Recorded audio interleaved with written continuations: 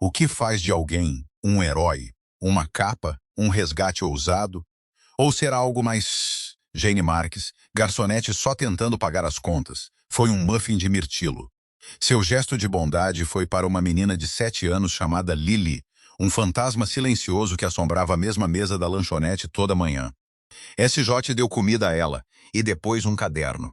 Mas esse mundo pequeno e silencioso se despedaça quando a porta da lanchonete se abre e 5 homens de terno preto entram. O líder deles, um homem de olhos gelados, não está ali pelo café, está ali pela menina. E ele já sabe o nome da SJ.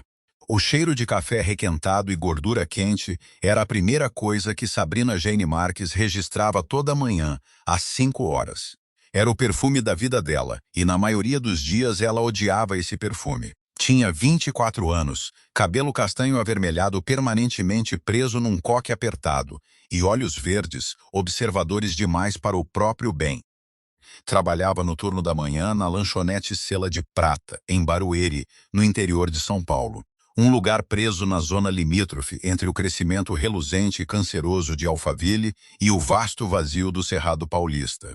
A vida de SJ era um livro-caixa de dívidas.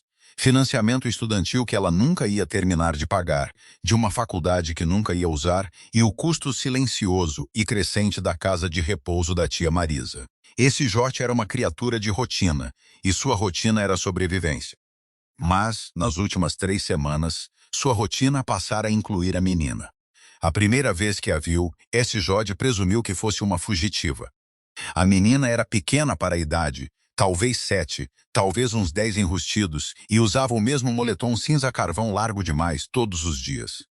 Sempre entrava exatamente às 7h15 da manhã, quando o corre-corre da construção civil já estava esvaziando, e a turma dos aposentados ainda não tinha chegado.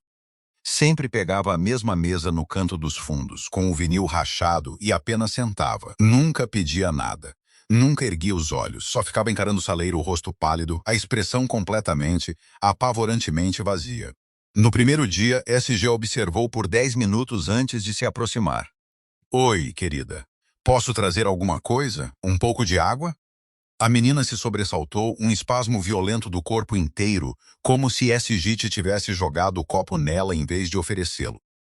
Se encolheu no canto da mesa, os joelhos junto ao peito, e apenas balançou a cabeça, o cabelo castanho e liso caindo sobre o rosto. Esse Jujó, que tinha passado 3 anos no sistema de acolhimento, reconheceu o olhar. Era o olhar de uma criatura tentando se fazer tão pequena que o mundo esquecesse de chutá-la. Tudo bem, disse SJ, suave, recuando, sem problema. No dia seguinte, a menina voltou. Mesa 4, 7h15 da manhã. SJ tentou outra abordagem.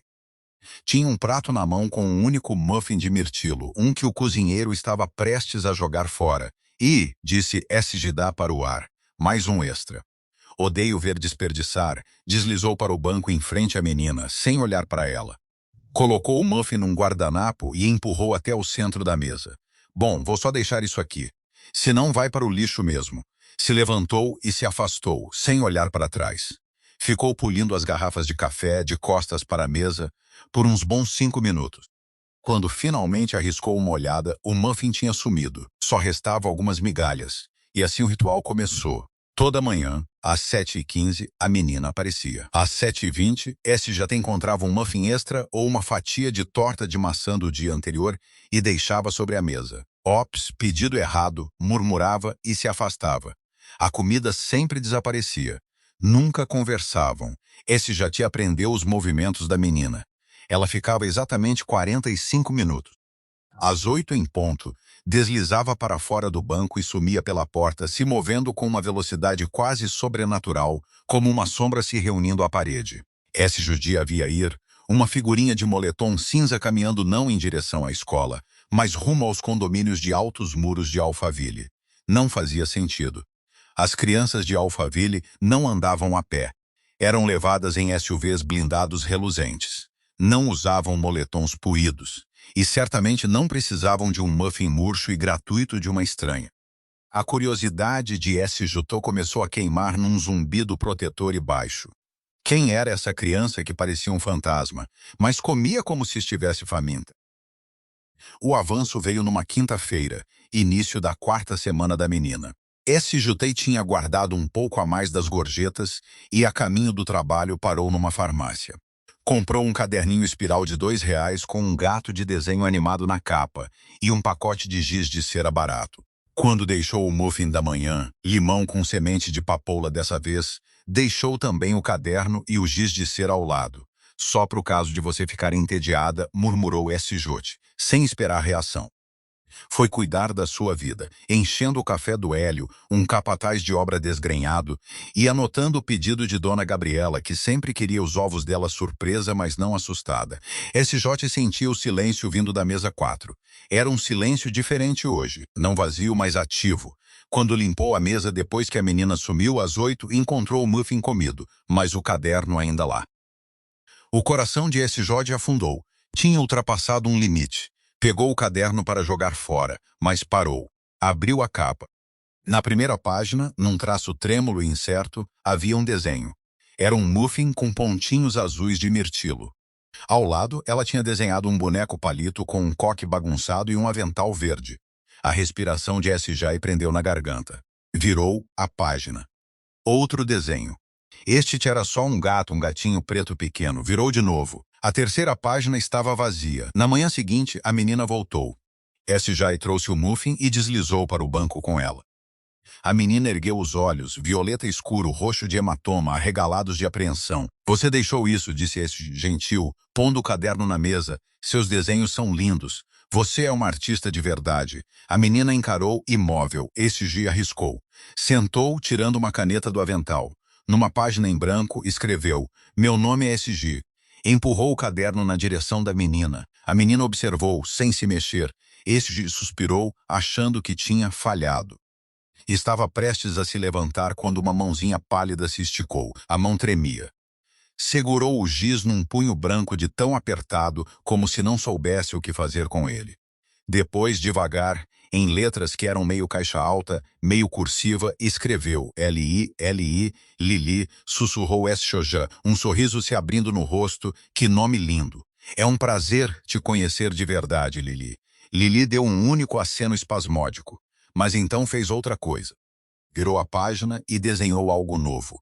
Era só uma forma, um retângulo alto e escuro. Rabiscou por cima, de novo, com o giz preto, até o papel ficar fino e um vazio escuro e raivoso ficar marcado na página.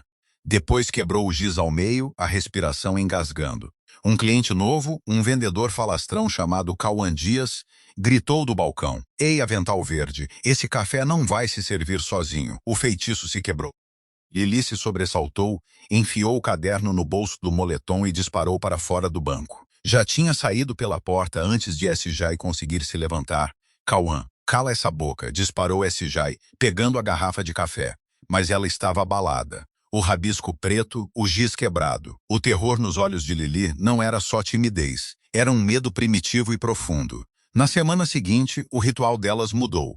Lili chegava e desenhava. SJ sentava com ela por alguns minutos antes do corre-corre.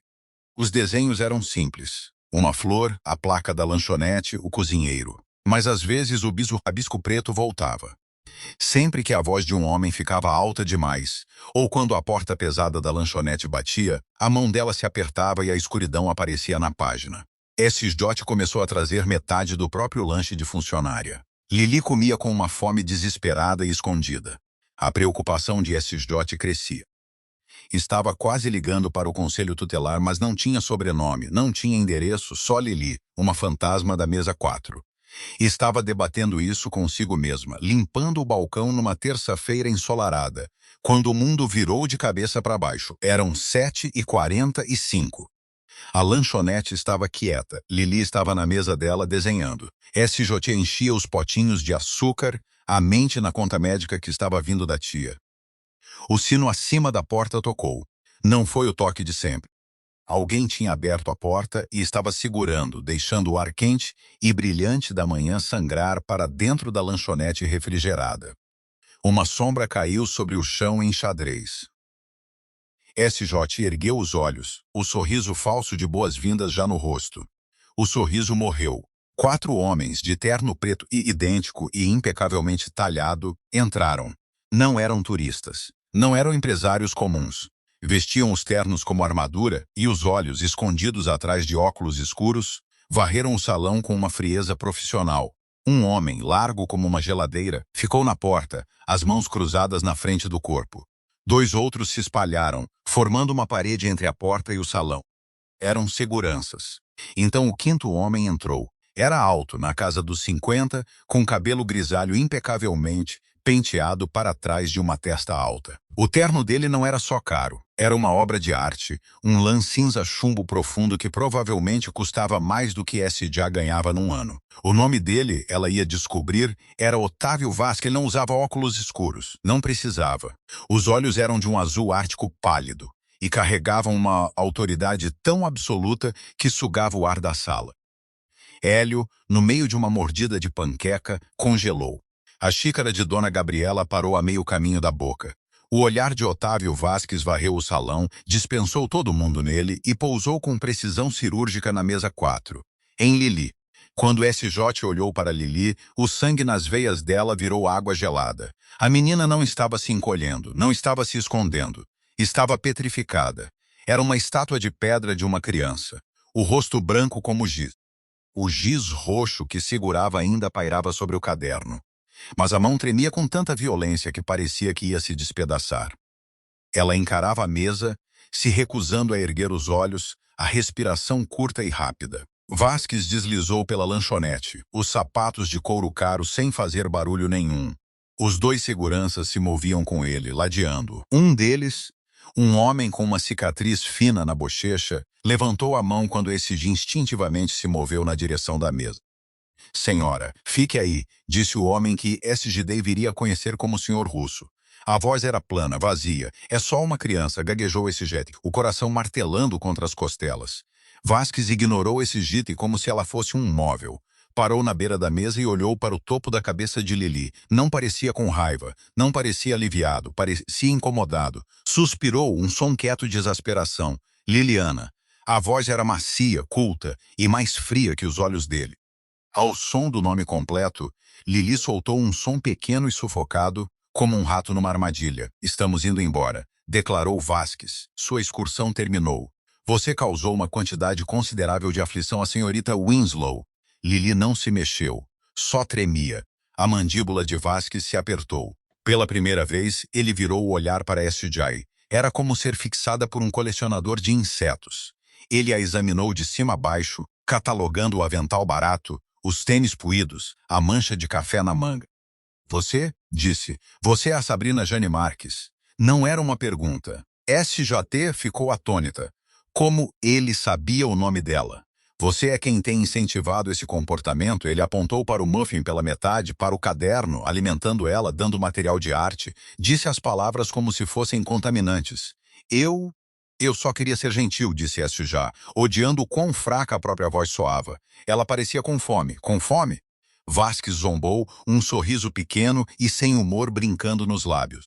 Minha filha tem um chefe particular, senhorita Marques. Ela não está com fome. Se virou de volta para Lili. Liliana, levante-se agora. Lili finalmente ergueu os olhos. Os olhos violeta estavam arregalados de um terror tão profundo que SJ sentiu no próprio estômago.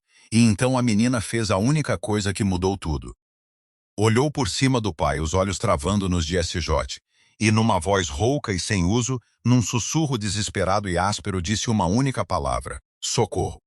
O pedido pairou na lanchonete silenciosa. O rosto de Otávio Vasques, por um breve segundo, escureceu. Foi um clarão vulcânico e aterrorizante de fúria que se foi tão rápido quanto apareceu. Antes que SJ pudesse reagir, o senhor Russo e o outro guarda deram um passo à frente. Senhor Vasques, vamos embora, disse Russo. Vasques ergueu uma única mão bem cuidada. Não, espera. Olhou de volta para SJ, a compostura restaurada. A máscara de político estava de volta, senhorita Marques, disse, a voz agora tingida de um tom sintético e razoável. Peço desculpas pela cena. Minha filha, ela não anda bem. Se apoiou na mesa oposta, uma performance de preocupação casual. Veja, minha esposa, mãe da Liliana, Amélia, faleceu há 10 meses. Um acidente trágico na Itália. Liliana estava com ela. Ficou traumatizada. Não fala, não comigo, não com a governanta, não com os melhores terapeutas de São Paulo e de Genebra. Fez uma pausa, deixando a informação se assentar, desenvolveu mutismo seletivo. Retraimento completo, até agora. Olhou para o caderno, depois para esse judia. Você, uma garçonete de lanchonete, conseguiu o que um exército de especialistas de R$ 650 a hora não conseguiu. Você a fez falar. Esse judia estava desconcertada. Aquilo não era um sequestro, não era uma disputa de guarda. Era isso. Ela vem escapando, continuou Vasques. Moramos no condomínio Alphaville. Tem uma barra solta na cerca dos fundos. Ela vem caminhando 3 quilômetros toda manhã para vir aqui. Olhou ao redor da lanchonete com desgosto aberto.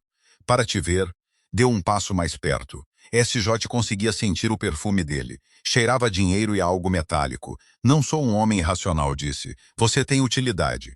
Quero que você continue fazendo o que está fazendo. Mas não aqui. Puxou uma carteira preta fina do paletó. Não puxou dinheiro. Puxou um cartão de visita gravado com Otávio Vasques, CEO, Vasques Holdings Internacional, e um documento grosso, dobrado. Isto, disse, batendo no documento é um termo de confidencialidade. Isto, disse, batendo no cartão é o número do meu advogado particular. Estou disposto a te oferecer R$ 6.500 por semana, travou. 6.500? Era mais do que ganhava em 2 meses. Era as contas da tia Marisa pagas. Era uma saída. O quê? O que eu teria que fazer? Você virá à minha casa todo dia. Será a companhia da Liliana. Vai sentar com ela. Vai trazer seus muffins. Vai incentivá-la a desenhar. E vai reportar só a mim tudo o que ela disser. Você é, na prática, a nova terapeuta dela. Só que bem mais barata e sem qualificação. O insulto era claro. Aquilo não era uma oferta. Era uma transação. Ele estava comprando ela. Eu não sei. Esse judia olhou para Lily. A menina ainda estava rígida de medo, mas os olhos estavam fixos em SJ, implorando. Esse homem não era um pai preocupado. Era um zelador de zoológico, e a filha dele era o animal que finalmente tinha reagido a um brinquedo novo. Levem ela, disse Vasques aos homens, a paciência esgotada. O senhor russo deu um passo à frente e, com um aperto firme e treinado, segurou Lili pelo braço. A menina não lutou. Ficou completamente mole, um peso morto, os olhos se fechando como se quisesse bloquear o mundo. Russo a ergueu facilmente e começou a carregá-la para fora. Espera, gritou SJ. Vasques se virou, uma sobrancelha erguida. SJ olhou para a menina sendo carregada, para os seguranças intimidadores, para um valor de dinheiro que não conseguia compreender. Eu faço, disse, a voz tremendo mais firme. Assino seu papel. Mas com uma condição, Vasques pareceu realmente surpreso. Você está negociando? Continuo com meu turno da manhã, disse SJ, as palavras saindo em cascata. Aqui, das 5 às 8h30. Ela, a Lili, gosta daqui. É a rotina dela. Se você quer que ela se sinta segura, precisa manter as coisas normais. Eu vou para sua casa depois do meu turno, mas minha vida, ela continua sendo minha. Era um blefe. Ela precisava da lanchonete. Era o chão dela. Era o único lugar onde não era propriedade de mais ninguém. Vasques a encarou por um longo momento. Parecia estar calculando. Por fim, deu um aceno curto e seco. Está bem. A estabilidade da rotina. Vejo a lógica. Meu motorista vai te pegar aqui às 9 da manhã em ponto, de segunda a sexta. Fique pronta. Largou o termo de confidencialidade e uma caneta no balcão. Que meu advogado receba contato até meio-dia, ou eu mando fechar esta lanchonete e acabar com seu emprego até as 2. Se virou e saiu. Os seguranças seguiram, Russo ainda carregando a forma mole de Lili. A porta da lanchonete tocou ao se fechar, e o silêncio opressivo desapareceu, substituído por uma explosão repentina e apavorada de sussurros dos outros clientes. SJ desabou num banquinho, as pernas cedendo. Olhou para o termo de confidencialidade. No fundo, uma única gota d'água caiu sobre o papel. Percebeu que estava chorando. Tinha acabado de se vender para um monstro e nem tinha certeza se tiver escolha. Na segunda seguinte, às 9 em ponto, um sedã Maybach preto, tão silencioso que parecia flutuar, encostou no meio-fio em frente à cela de prata. SJ, o avental amassado dentro da bolsa, entrou. O motorista, o mesmo homem de ombros largos da lanchonete, não disse uma palavra. O trajeto até a mansão Vasques foi uma jornada para outra dimensão. Passaram por 3 portões de segurança distintos, cada um mais imponente que o anterior, antes de chegar a uma casa que não parecia uma casa. Era um monumento multimilionário de vidro, mármore branco e aço frio, empoleirado na beira de Alphaville como uma ave de rapina. SJ foi escoltada para dentro, não por um mordomo, mas pelo senhor russo. Você vai deixar seus pertences pessoais aqui, disse, indicando um vestiário estéril ao lado do saguão principal. Celular, bolsa. Você será revistada na entrada e na saída. Você vai me revistar. SJ se ericou. Procedimento padrão, disse Russo, o rosto impassível. A casa era fria. O ar-condicionado estava no máximo e os pisos de mármore pareciam sugar todo o calor do ar. Não havia fotos de família, nenhuma bagunça, nenhuma arte, só quadros abstratos enormes que pareciam raivosos e caros. Russo a levou até um par de portas duplas brancas. A Liliana está na sala de brinquedos. A senhorita Winslow, a governanta, está com ela. Você vai ficar nesta sala ou no jardim ao lado. Não vai explorar a casa. Está sob câmera o tempo todo. Entendido? Entendido, disse SG, se sentindo menor do que jamais tinha se sentido na vida. Ele abriu a porta. A sala de brinquedos era do tamanho do apartamento inteiro de SG. Estava cheia de todo brinquedo que uma criança poderia sonhar. Uma casa de bonecas sob medida, um sistema de videogame de última geração. E nada disso estava sendo tocado. Lili estava sentada numa mesinha branca no centro da sala, de costas para a porta. De pé, atrás dela, uma mulher alta e severa, num vestido cinza. Essa era a senhorita Winslow. Ela chegou, disse a senhorita Winslow, a voz num sotaque britânico cortado. Liliana, sua visita chegou. Lili não se virou. O coração de SJ doeu. Respirou fundo, se lembrando por que estava ali. Foi até a mesa e deslizou para a cadeira em frente a Lili, exatamente como tinhas feito na lanchonete. Oi, Lili, disse SJ, suave. Da bolsa, a única bolsa que tinha permissão de levar depois que Russo revistou, tirou um saquinho de papel branco com o logo da Sela de Prata. O cozinheiro fez um extra hoje de manhã. Limão com semente de papoula, colocou o muffin na mesa. Pela primeira vez, Lili se mexeu. A cabeça virou, olhou para o saco, depois para SJ. Os olhos estavam opacos, a centelha que SJ tinha visto, completamente apagada. Era a fantasma da lanchonete de novo, senhorita Marques, disse a senhorita Winslow. O plano nutricional da Liliana é cuidadosamente controlado. Não permitimos açúcares processados. É só um muffin, disse SJ, a paciência se esgotando. E é a única coisa que já vi ela comer com um sorriso. Então, com todo respeito, senhorita Winslow, cuide da sua vida. A senhorita Winslow pareceu ter levado um tapa. Olhou para a câmera no canto, esperando que Russo entrasse correndo. Quando ele não veio, ela apenas bufou. Muito bem. Estarei no escritório. Não deixe que ela se esforce demais, e saiu varrendo a sala. SJ e Lili ficaram sozinhas. Bom, disse SJ no silêncio. Ela é divertida. Empurrou o muffin mais perto. Pode comer, é seguro. A mão de Lili se esgueirou e puxou o muffin do saco. Começou a comer, os olhos disparando pela sala como se esperasse ser punida. Trouxe outra coisa também, disse SJ. Tirou o caderno espiral e o giz de cera. Você deixou isso na lanchonete, colocou na mesa. Por horas, apenas ficaram sentadas. SJ lia um livro de bolso que tinha trazido. Lili comia o muffin e simplesmente segurava o giz roxo. Não desenhava, só segurava, esfregando o polegar no papel encerado. Isso virou o novo ritual delas. SJ chegava às 9, era revistada. Sentava com Lili. Trazia um muffin. Existiam na sala estéril de brinquedos. 2 figuras silenciosas numa caixa de vidro, vigiadas por câmeras e seguranças. SJ aprendeu a odiar o silêncio. Era pesado, sufocante. Aprendeu a odiar a senhorita Winslow, que tratava Lili como uma tarefa difícil. E, acima de tudo, aprendeu a odiar Otávio Vasques. Ele nunca estava lá. Era um fantasma na própria casa. Mas a presença dele estava em toda parte. Na frieza do mármore, no medo nos olhos da equipe, no jeito que Lili se encolhia toda vez que uma porta se abria. No 4º dia, Lili finalmente desenhou alguma coisa. Era só uma flor, uma margaridinha roxa. SJ chorar de alívio, que linda, Lili sussurrou. Lili ergueu os olhos para ela e, pela primeira vez naquela casa, sussurrou de volta. Ele não gosta de roxo. Quem, querida? Seu pai? Lili assentiu. Mamãe adorava. Sua mãe tinha bom gosto, disse SJ. O rosto de Lili se fechou. Pegou o giz preto e começou a desenhar o rabisco escuro e raivoso por cima da flor, apagando-a. Ela se foi. Eu sei, querida. Seu pai me contou sobre o acidente. A mão de Lili congelou. Olhou para SJ, os olhos de repente afiados, analíticos. O acidente no barco, disse SJ, gentil. Lili a encarou por um minuto inteiro. Depois virou a página do caderno e começou a desenhar, os movimentos rápidos e espasmódicos. Desenhou um barco na água. Era só um desenho simples, um barco, um sol. Mas depois desenhou um boneco palito, uma pessoa na água, os braços erguidos. E desenhou outra figura no barco, olhando para baixo. Ele mentiu, sussurrou Lili, a voz tão baixa que SG teve que se inclinar. O que, Lili? Quem mentiu? Não era um barco. Antes que SG pudesse perguntar o que ela queria dizer, a porta se abriu.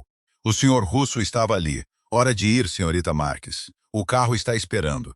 Lili, num movimento tão rápido que SG mal viu, arrancou a página do caderno, dobrou num quadradinho minúsculo e enfiou o fundo no bolso do jeans de SJ.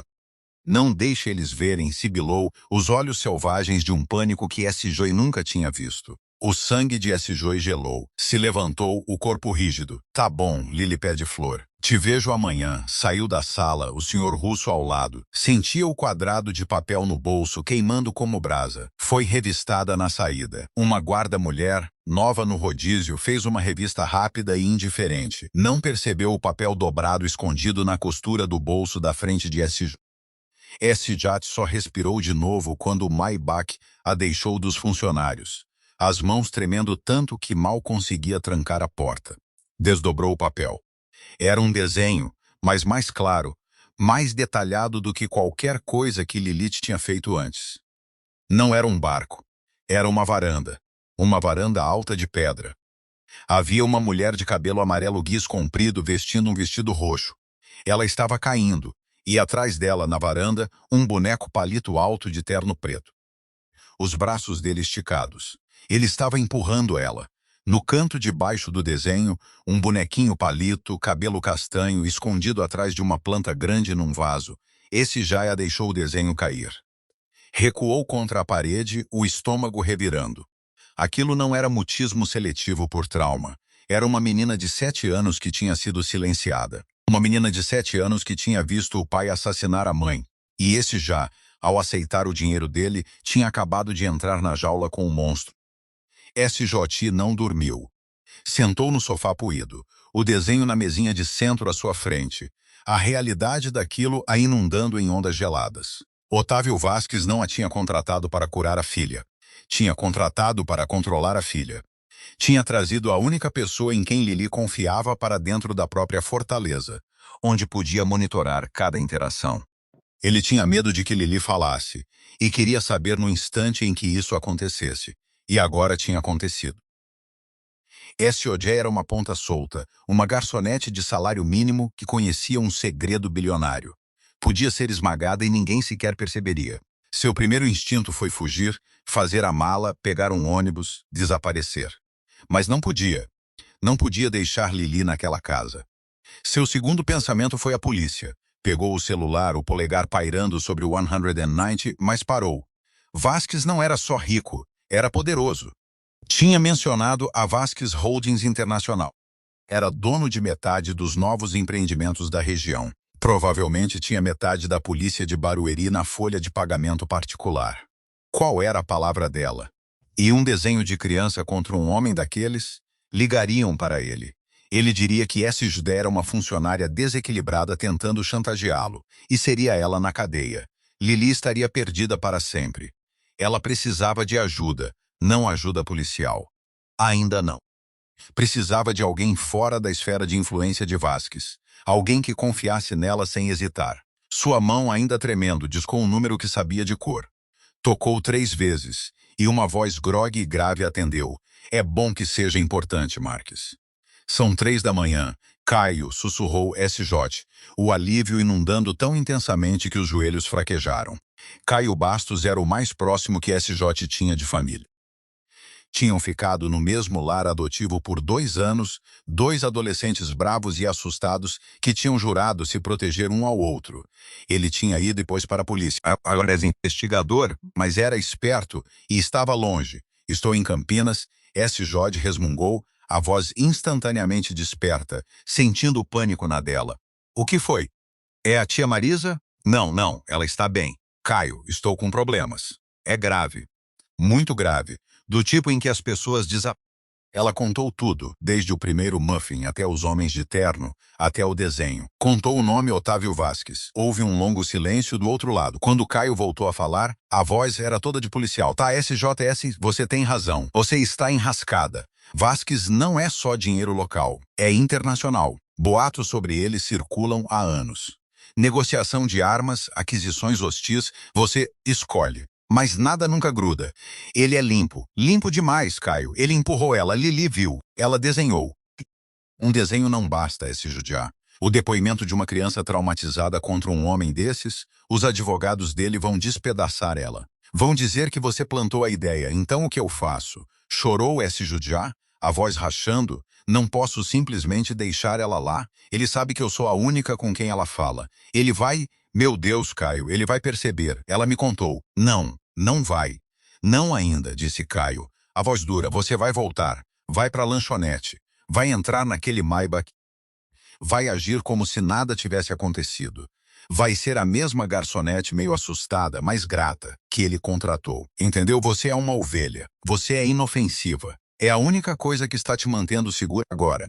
Eu não consigo, Caio. Você tem que conseguir, SJ. Tem que fazer isso pela Lili. Agora, é o seguinte, vou tirar licença. Vou queimar meus dias de férias, começando agora. Vou dirigir até aí. Vai levar umas 6, 7 horas. Não vou até você. Vou achar um motel e fazer umas ligações. Tenho uma amiga da academia. Está bem posicionada na Polícia Federal, no escritório de São Paulo. Crime de colarinho branco, mas tem alcance. Vasques é grande demais para a polícia local, isso é federal. Precisamos que as autoridades italianas reabram o arquivo da morte da Amélia Duca Vasques. Duca era o nome de solteira dela. Família tradicional de Milão. Não gostavam do Vasques. Diziam que a Amélia estava prestes a pedir o divórcio e levar a filha. O estômago de SJ se revirou. E o laudo do acidente? E se estiver limpo, vai estar, disse Caio sombrio. Vasques pagou para isso. Mas se os federais, citando um novo depoimento, pedirem a reabertura do arquivo, isso vai deixar os carabinieri nervosos. Vão reinterrogar as pessoas. Vão checar o álibi dele e vão descobrir que a única testemunha era uma menina de 7 anos que convenientemente ficou muda. O nome dela é Lili, sussurrou SG. Certo, Lili. Agora, SG, escuta. Precisamos de 2 coisas. Precisamos tirar a Lili daquela casa e precisamos do desenho. Prova física. Digitaliza. Manda para mim agora, num e-mail descartável. Depois esconde o original em algum lugar que nunca vão procurar. Onde? Não na sua casa, não no seu carro. Onde você vai todo dia que é público, mas seguro. Os olhos de SJ pousaram no saleiro na mesa da cozinha. A lanchonete, boa. Esconde lá. Agora, SJ, a parte difícil, tirar a Lili de lá. Você não pode simplesmente sair pela porta da frente. O russo e os homens dele são profissionais. Não vão deixar. Então como? Você tem que esperar meu sinal. Vou montar uma equipe. Vamos fazer isso do jeito certo, SJ. Mas você é o agente infiltrado, só precisa se segurar. Consegue? SJ olhou para o desenho da menininha escondida atrás da planta. Sim, consigo. Bom, agora vai trabalhar. Age normal. E SJ, não banca a heroína, só seja uma garçonete. SJ desligou. Foi até uma gráfica, 24 horas, as mãos tremendo, e digitalizou o desenho. Mandou por e-mail para uma conta anônima que Caio tinha criado. Depois dirigiu até a cela de prata para o turno das 5 da manhã. Sentiu como se estivesse caminhando para a própria execução. Quando chegou, pegou o desenho original, dobrou num saquinho plástico minúsculo e foi até o depósito dos fundos. Abriu a tampa do balde industrial de mistura de molho. Enfiou o desenho fundo na mistura em pó, recolocou a tampa. Às 8h30, tirou o avental. Às 9h, o Maybach encostou. SJ entrou, um muffin especial num saco de papel no colo. O coração era um pássaro preso. Só precisava agir normal. Só precisava ser uma ovelha. Quando esse Jote entrou na sala de brinquedos, a senhorita Winslow estava lá, o rosto uma máscara de reprovação. Senhorita Marques, você está 3 minutos atrasada. Desculpa, disse esse já, forçando um tom casual. Trânsito. Sentou em frente a Lili. A menina parecia exausta, olheiras escuras sob os olhos. Ela também não devia ter dormido. Olhou para esse já, os olhos fazendo a pergunta. Você viu? Você sabe? Esse já te deu um aceno minúsculo, quase imperceptível. Os ombros de Lili relaxaram uma fração, de alívio. Hoje, Liliana, anunciou a senhorita Winslow, vamos trabalhar seu vocabulário de... Como seu pai instruiu, puxou fichas didáticas. Lili só encarava. Isso é ridículo, disse S.J. Por fim, ela não vai falar sobre maçãs e croissants. Deixa a gente em paz. O Sr. Vasques foi bem específico. E o Sr. Vasques também me contratou especificamente para fazer o que eu faço, rebateu S.J., encontrando um resquício de coragem nova, e o que eu faço é sentar aqui e dar muffins a ela. Então, por favor, vá embora. A senhorita Winslow, não acostumada a ser desafiada, engasgou e saiu, sem dúvida para reportar a insubordinação de S.J. S.J. não se importou. Temos que ter cuidado. Lili pé de flor, sussurrou S.J., se inclinando. Eles ficam nos vigiando. Mas eu liguei para um amigo. Ele é tipo um super-herói. Ele vai nos ajudar, mas temos que ter paciência. Lili apenas assentiu, a mãozinha se esticando para traçar o logo no saco da lanchonete. Por 2 dias, S.J. viveu uma vida dupla. De manhã, era garçonete familiar e atrevida, distribuindo café e prato feito. Conferia a mistura de molho, seu segredo a salvo. Às 9, era a companhia silenciosa, sentada na sala estéril de brinquedos, jogando cartas com uma criança calada e apavorada. Tudo enquanto sabia que um assassino estava pagando seu salário. Caio ligava para ela à noite, no celular descartável. Está se movendo, disse. Os federais entraram. Os italianos estão cooperando. Reabriram o arquivo. O laudo policial original é uma piada. Diz que a Amélia tropeçou no vestido e caiu por acidente. Não teve entrevistas. A única outra pessoa na varanda, Otávio Vasques, foi o único a dar depoimento. O caso foi encerrado em 4 horas e a Lili foi registrada como dormindo no quarto dela. Mas sabemos que não estava. O desenho é tudo, esse já. É o novo testemunho. Estão conseguindo um mandado. Mas é delicado. Vasques tem contatos diplomáticos. Se ele desconfiar, vai pegar a Lili e estar num jato particular rumo ao antes que a gente sequer bata na porta. Então, qual é o plano? O plano é: temos que tirar a Lili de lá antes de cumprir o mandado. Precisamos dela sob custódia protetiva amanhã. Tem uma equipe, agentes federais. Não podemos invadir a casa. É uma fortaleza e ele vai alegar sequestro. Você tem que tirar ela. Tirar. Como? O russo me segue até o banheiro. Você é esperta, S.J. Você está na lanchonete de manhã, certo? Ele te pega lá. Então é na lanchonete que tem que acontecer. Amanhã de manhã. Mas como você faz ela chegar até a lanchonete? Ela não tem permissão de sair. A mente de S.J. disparou. A casa, a rotina, as câmeras. E então uma ideia. Era loucura. Era arriscado, mas era a única coisa.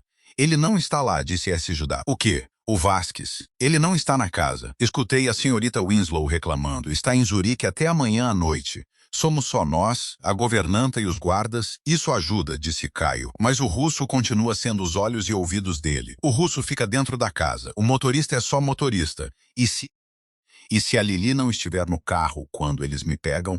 E se ela já estiver na lanchonete? Como? Ela não consegue escapar. Consertaram a cerca, mas eu consigo, disse S.J., a voz baixa. Estou saindo agora do meu turno. O motorista está aqui. Mas e se eu esquecer alguma coisa? E se eu tiver que voltar lá dentro? E se a Lili estiver esperando bem na entrada de serviço? E se eu não for a que entra no carro? Era um plano terrível. Não, disse Caio. Variáveis demais. Vão revistar o carro. Não se a pessoa que entra é a que eles são pagos para proteger, eles não mintou S.J., o plano se formando. Me revistam na entrada. É tudo sobre tirar a Lili direto. S.J., isso é ideia da Lili, mentiu S.J., ela sugeriu. Um jogo, ela chama de corrida da lanchonete. Ela derruba alguma coisa, uma bagunça enorme. No caos, ela corre até a entrada de serviço. É o único ponto cego. O beco de entregas. Já vi. Vou estar lá. Vou de moletom. Vou pôr ela no carro, no porta-malas, coberta de cobertores. Vou dirigir até a lanchonete e você vai estar lá. Silêncio? Não. Vou estar fora da casa. Quando ela derrubar, eu pego ela. Não, disse esse Jode. Eles vão atirar em você. Você é um estranho. Tem que ser eu. Derruba a ovelha. Sou inofensiva. Derrubo o suco. Fico desesperada. Limpo. Nem vão perceber que ela sumiu por uns 10 minutos. Até lá estou na lanchonete. E você estará esperando. Caio ficou quieto por um longo tempo. É uma extração de alto risco, SJ. Você é civil, não sou mais. Sou a única que pode. Tá, disse Caio, por fim. Tá, Marques. A lanchonete. 10 minutos. Esteja lá. No dia seguinte, as mãos de SJ tremiam tanto que ela derrubou uma bandeja cheia de café. Se controla, garota, resmungou. Às 3 da tarde estava na casa. Era a hora. Ela e Lili estavam na cozinha, um privilégio raro de tomar vitamina da tarde que a senhorita Winslow tinha batido. Eram de um verde tolo. O senhor Russo estava no fim do corredor observando. SJ olhou para Lili. Agora. Lili assentiu, respirou fundo e então gritou. Um grito agudo, aterrorizado, uma lamentação. Enquanto gritava, jogou os braços para fora, batendo na bandeja de vitaminas nas mãos de SJ. Líquido verde e pegajoso explodiu por todo o piso de mármore branco. Foi uma bagunça espetacular. Meu Deus, gritou SJ, atuando seu papel. Lili, você está bem? A senhorita Winslow veio correndo. Que absurdo é esse? Minha reputação. Russo também estava se movendo. O que aconteceu? Não sei, chorou SJ. Ela só gritou. Desculpa, tá tudo por todo canto, Russo. A senhorita Winslow e outro guarda que tinha aparecido estavam todos focados na bagunça e em Lili, que agora soluçava lágrimas de verdade, de terror e adrenalina escorrendo pelo rosto. Tá tudo bem, disse SJ, ajudando Lili a se levantar. Mas estava angulando ela, movendo-a para longe dos guardas, em direção ao corredor de serviço. Vamos te limpar. Eu pegar um pano.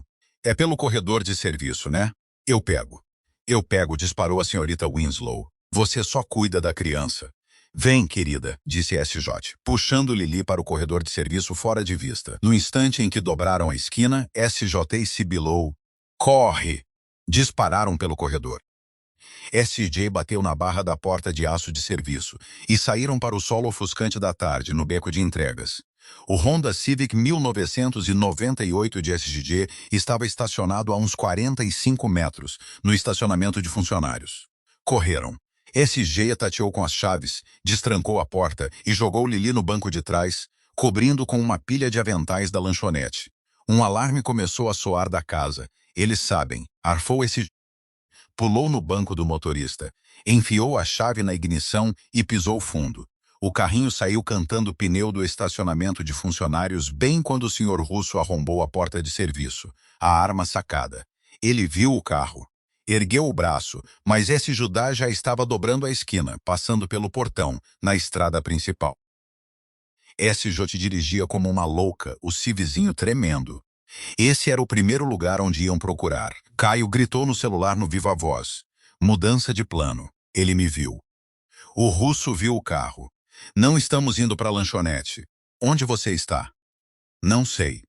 Estou a 2 quarteirões da lanchonete. Estou indo para o shopping. Podemos nos perder nos turistas? Não, má ideia. Câmeras demais, a voz de Caio estava tensa. Ele vai ter homens em cada cruzamento. Entra numa loja agora. O quê? Entra naquela farmácia agora. SJ pisou no freio, entrando derrapando no estacionamento. Tá, estamos aqui. E agora? Sai. Deixa o carro. Deixa tudo.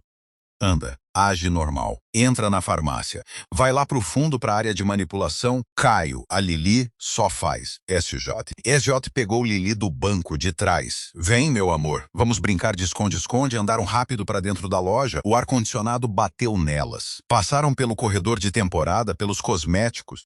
Estamos na farmácia, sussurrou SJ. Ótimo. Agora sai pela saída de emergência bem do lado. Ela tem alarme. Não, essa não tem. Estou aqui. SJ olhou. Uma porta vermelha de emergência. Empurrou a barra. Abriu, não com alarme, mas com um clique quieto, para um beco atrás da loja. Um SUV preto estava com o motor ligado. Caio escancarou a porta do passageiro. Entra, agora. SJ e Lili se enfiaram dentro. Caio pisou fundo, o SUV derrapando na cascalho antes de encontrar o asfalto. Para onde estamos indo? SJ arfou agarrando Lili, casa segura. Federal, disse Caio. O mandado acabou de sair. Estão invadindo a casa agora. Estão prendendo Vasques, mas ele está em Zurique. Não está mais, disse Caio, um sorriso sombrio no rosto. O jato dele pousou no aeroporto executivo há 20 minutos. Deve ter recebido o aviso. Assim que ele disse isso, o celular de SJ, o de verdade, o que ela tinha acabado de pegar do carro, tocou.